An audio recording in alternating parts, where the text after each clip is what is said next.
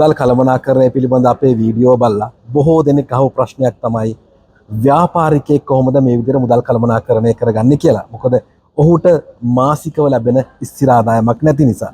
එවන් පුද්ගලයෙක් කොහොමද මුදල් කළමනාකරණය කරගන්නේ? ව්‍යාපාරිකයෙකුට ලැබෙන මුදල් ස්ථිර නැති නිසා ඔහු විසින් කළ යුතු පළමු කාරණය තමයි එදිනෙදා ලැබෙන මුදල ලියා ගන්නත් ඕනේ.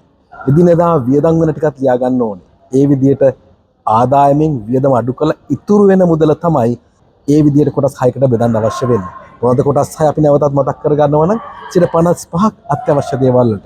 තවත් 10ක් හදිසියකට ගන්න. තවත් 10ක් ආයෝජනය සඳහා. තවත් 10ක් ඔබගේ ඩෙවලොප්මන්ට් එක ස්කිල් කුසලතා වැඩි දියුණු කරගන්න.